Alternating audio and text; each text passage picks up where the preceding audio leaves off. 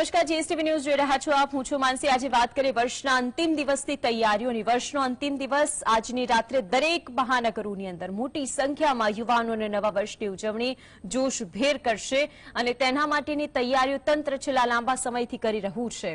Checking, સુરક્ષા વ્યવસ્થા, ભવ્ય સમારોહનું આયોજન, ક્લબની અંદર નાઇટ પાર્ટી અને નવા વર્ષની ઉજવણીનો થનગનાટ.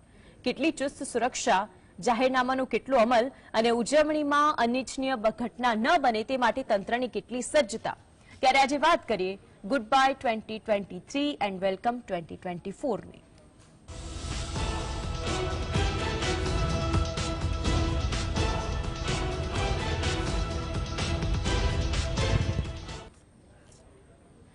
વર્ષનો અંતિમ દિવસ છે અને અંતિમ દિવસે 2023 31ની ઉજવણી માટે ઠેર ઠેર ચુસ્ત સુરક્ષા વ્યવસ્થા ગોઠવી દેવામાં આવી છે. નજર કરીશું એક અપડેટ ઉપર.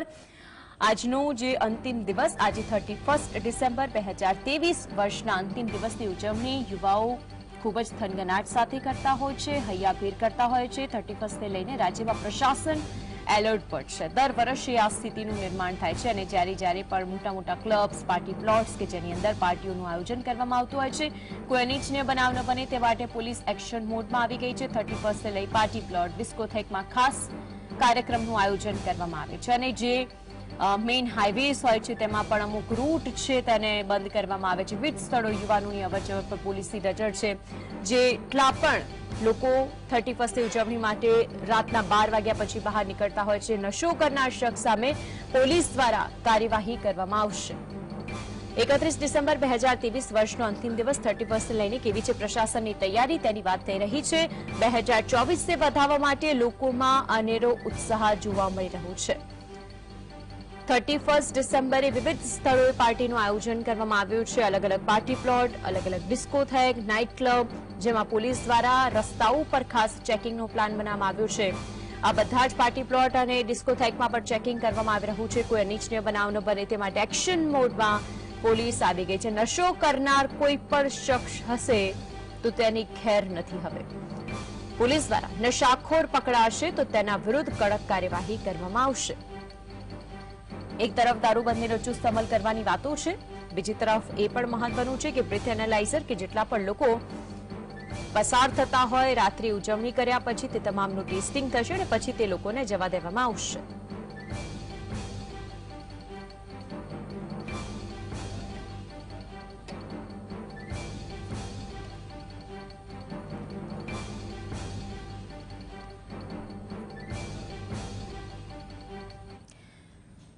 લઈને પ્રશાસનની તૈયારી છે અને મહાનગરોની અંદર કેવી તૈયારી છે, કેવી સુરક્ષા વ્યવસ્થા છે, બધી ચર્ચા સાથે સુરતથી અમારા સંવાદદાતા રાકેશ આપણી સાથે જોડાઈ ગયા છે અને રાજકીય વિશ્લેષક જ્યોતિબેન અમીન આપણી સાથે જોડાયા છે. સૌથી પહેલા રાકેશ, આપની પાસે આવવા માંગુ છું. આજની 31ની ઉજવણીને લઈને રાતના 12 વાગ્યાની રાહ યુવાનો જોતા હશે કે જેવો 12નું ટકોરું થાય અને નવા વર્ષની શરૂઆત થાય એ પહેલા પોલીસે પણ એટલો જ બંદોબસ્ત ગોઠવી દીધો છે. આપ જ્યાં ઉપસ્થિત છો ત્યાંથી આપની પાસે શું વિગતો છે?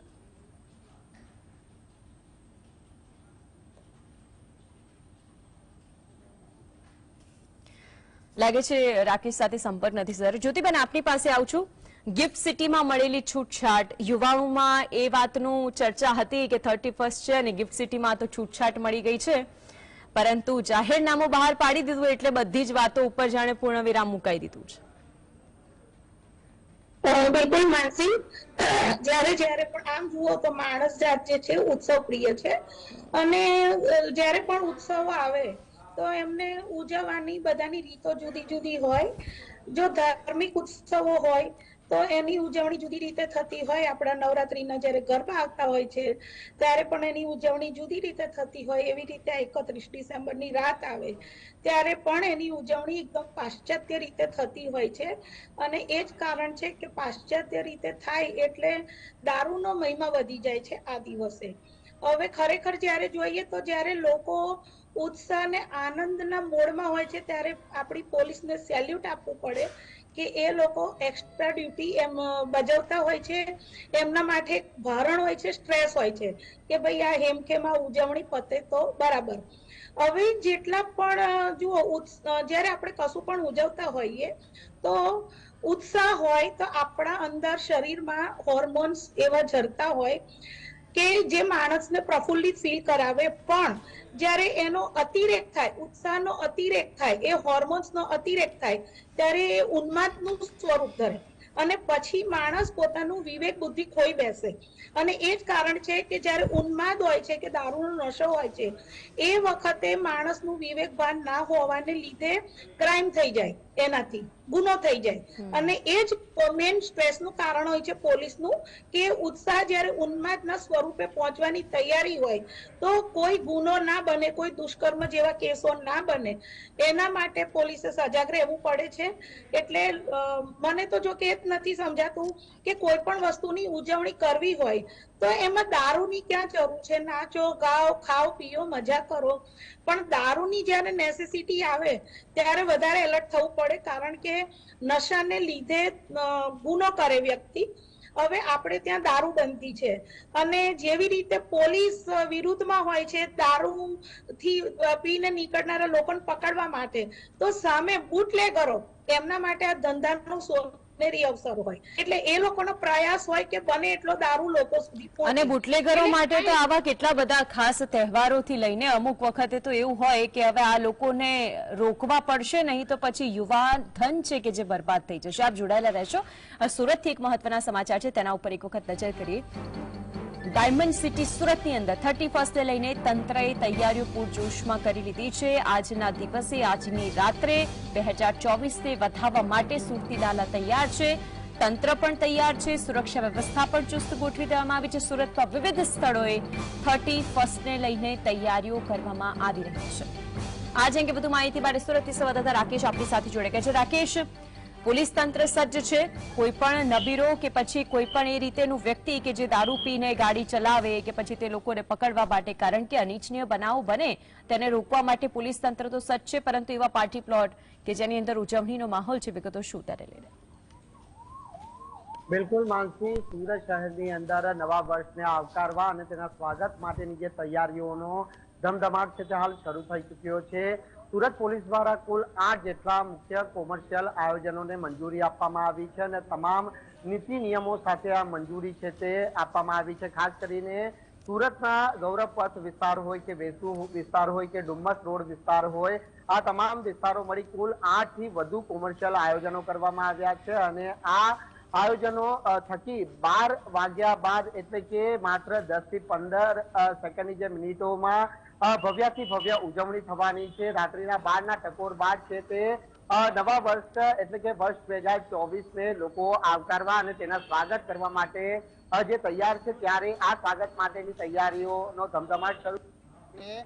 ત્યારબાદ 12 વાગ્યા પછીના જે કાર્યક્રમો છે તે કાર્યક્રમો પૂર્ણ કરી અને આયોજનોને છે તે સમેટી લેવામાં આવશે. એટલે સુરત પોલીસ કમિશનર દ્વારા એક જાહેરનામું પણ બહાર પાડવામાં આવ્યું છે અને જાહેરનામાનું ચુસ્ત રીતે પાલન કરવા માટેની સૂચના પણ આપવામાં આવી છે. તો આ સાથે જ સુરતી લાલાઓ પણ નવા વર્ષને આવકારવા માટે જ્યારે રસ્તા ઉપર ઉતરવાના છે, ત્યારે સુરત શહેરના તમામ જે તે વિસ્તારો, પોલીસ સ્ટેશન હદ વિસ્તાર હોય કે સુરતનો ડુમ્મસ રોડ હોય, ગૌરવપથ રોડ હોય, તમામ વિસ્તારોની અંદર પોલીસનો ચુસ્ત બંદોબસ્ત છે તે હાલ ગોઠવી દેવામાં આવ્યો છે, જેમાં 4000 જેટલા પોલીસ કર્મીઓનો સમાવેશ થાય છે, જ્યારે 965 જેટલા હોમગાર્ડના જવાનો અને 510 ટીઆરબી જવાનોની સાથે સાથે 4 એસઆરપીની કંપનીઓ પણ તૈનાત રહેવાની છે. આ સાથે નશો કરી વાહનો ચલાવતા જે નબીરાઓને ઝડપી પાડવા માટે ખાસ એક ડ્રાઈવ પણ હાથ ધરવામાં આવશે, જેમાં 200 જેટલા બ્રેથ એનાલાઇઝરનો ઉપયોગ કરાશે. જ્યારે ડ્રગ્સનું સેવન કરી ફરતા તત્વોને ઝડપી પાડવા માટે ડ્રગ્સ ડિટેક્ટર કીટ પણ આ વખતે પણ ઉપયોગમાં લેવામાં આવશે. રાજ્યની અંદર આ પ્રથમ નહીં, પરંતુ આ બીજા વર્ષ એવો હશે કે ડ્રગ્સ ડિટેક્ટ કીટનો જે છે શહેર પોલીસ દ્વારા ઉપયોગ કરવામાં આવશે અને છેડતી જેવા બનાવોને રોકવા અને આવા તત્વોને ઝડપી પાડવા માટે ખાસ સુરત પોલીસની જે સી ટીમ છે તે સી ટીમ પણ તમામ વિસ્તારની અંદર કાર્યશીલ જોવા મળશે. એટલે સુરત પોલીસ લોકો શાંતિપૂર્ણ માહોલની અંદર નવા વર્ષની ઉજવણી કરી શકે તે માટે સંપૂર્ણ રીતે સજ્જ છે અને સુરક્ષા બંદોબસ્તને લઈને પણ પોલીસ છે તે સંપૂર્ણ રીતે અહીં સજ્જ જોવા મળી રહી છે. તે વાત અહીં બેબત નથી. જી બિલકુલ રાકેશ, આપ જોડાયાને જે વિગતો જણાવી કે કઈ રીતે તંત્રની તૈયારીઓ છે, ચુસ્ત સુરક્ષા વ્યવસ્થા છે, તે બદલ આપનો આભાર. ને જ્યોતિબેન, આપ અમારી સાથે જોડાયેલા રહેશો, આગળ પણ આ મુદ્દે ચર્ચા યથાવત રાખીશું. આ સાથે જ આગળ વધીએ છીએ, હાલ રોકાઈશું એક વિરામ માટે. અમદાવાદની અંદર કેવી તૈયારીઓ છે, સુરક્ષાને લઈને કેવી તૈયારીઓ કરવામાં આવી છે તેના ઉપર નજર કરીએ. અમદાવાદમાં 31st ને લઈને ચુસ્ત પોલીસ બંદોબસ્ત ગોઠવી દેવામાં આવ્યું છે. જે રૂટ જાહેર કરવામાં આવ્યા છે કે જો એ રાત્રે 8 વાગ્યા પછી તમે રસ્તાથી નીકળશો તો એ રસ્તાઓ બંધ કરી દેવામાં આવે છે. મોડી રાતે ન્યૂ યરને લઈને યુવાધન હિલોડી ચડશે. 31st ને લઈને પોલીસ એલર્ટ મોડમાં છે. જે ડાયવર્ટ રૂટ આપવામાં આવે છે તેના પર પણ એટલી જ નજર કરવી પડે, કારણ કે રોજિંદા કામ કરવા જતા લોકો માટે આજના દિવસે જે રૂટ પરથી તમે પસાર થઈ રહ્યા છો તે રૂટને પણ બદલવામાં આવ્યો છે, ડાયવર્ટ કરવામાં આવ્યું છે. તો નશો કરેલ વ્યક્તિને પકડવા માટે બ્રેથ એનાલાઇઝરનો ઉપયોગ કરવામાં આવ્યો છે. શહેરમાં થતી 31st પાર્ટી પર પોલીસ દ્વારા બાજ નજર રાખવામાં આવશે. અલગ અલગ વિસ્તારોની અંદર અને જે રૂટ ઉપરથી જેટલા પણ લોકો ત્યાંથી પસાર થશે, જેવી જ આજે આખી રાત તમામ લોકો આની ઉજવણી કરતા હોય છે ત્યારે ન્યૂ યરને વધાવવા માટે યુવાધન તૈયાર છે, તો તેની સામે પોલીસ તંત્ર પણ તેટલી જ સજ્જ છે અનિચ્છનીય બનાવ ન બનવા માટે.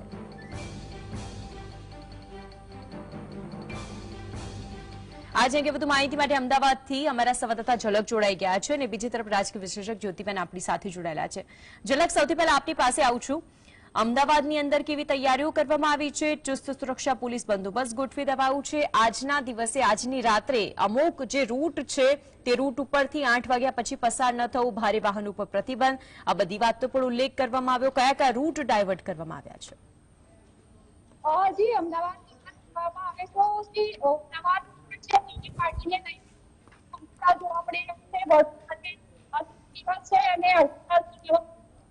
ત્યારે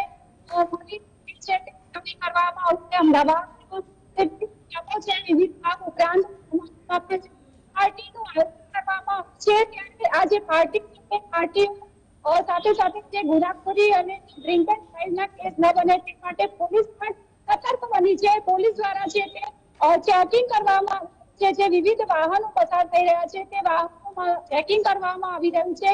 કોઈ શંકાસ્પદ વસ્તુ કે હથિયાર, દારૂની બોટલ કે અન્ય નશાકારક પદાર્થ છે તે ચેક કરવામાં આવી રહ્યો છે.